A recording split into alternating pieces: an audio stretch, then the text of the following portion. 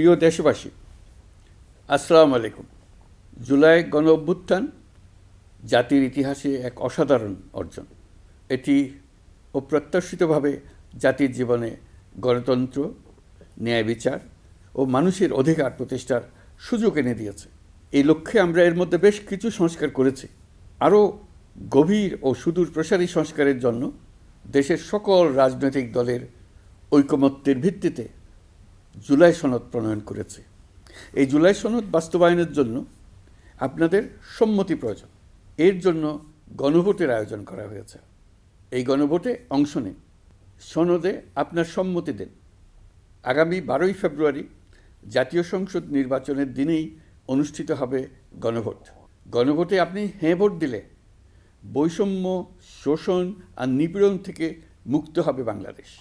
গণভোটে হ্যাঁ ভোট মানে তত্ত্বাবধায়ক সরকার ও নির্বাচন কমিশন গঠনে সরকার ও বিরোধী দল একসঙ্গে কাজ করবে। সরকার ইচ্ছামতো সংবিধান পরিবর্তন করতে পারবে না। গুরুত্বপূর্ণ পরিবর্তনের জন্য জনগণের সম্মতি নিতে হবে।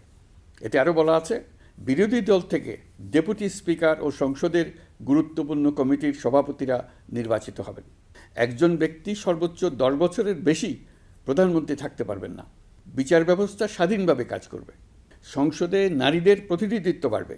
ক্ষমতার ভারসাম্য রক্ষায় পার্লামেন্টে একটি উচ্চ কক্ষ গঠিত হবে। আপনার মৌলিক অধিকার আরও সুরক্ষিত হবে। রাষ্ট্রভাষা বাংলার পাশাপাশি অন্যান্য জাতিগোষ্ঠীর ভাষাও সাংবিধানিকভাবে স্বীকৃতি পাবে। দণ্ডপ্রাপ্ত অপরাধীকে রাষ্ট্রপতি ইচ্ছামতো ক্ষমা করতে পারবেন না। সব ক্ষমতা একজন প্রধানমন্ত্রীর হাতে থাকবে না। এবং এরকম আরও কিছু গুরুত্বপূর্ণ প্রস্তাব এর মধ্যে রয়েছে। আমি আপনাদের সকলের প্রতি আহ্বান জানাই, আগামী নির্বাচনে গণভোটে অংশ নেন। রাষ্ট্রকে আপনার প্রত্যাশা মতো গড়ে তোলার জন্য হেঁতে সিল দেন।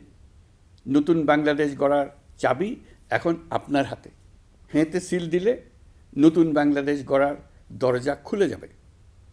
হেঁতে আপনি নিজে সিল দেন, আপনার পরিচিত সবাইকে সিল দিতে উদ্বুদ্ধ করুন এবং তাদেরকে ভোট কেন্দ্রে নিয়ে আসুন। দেশ পাল্টে দেন।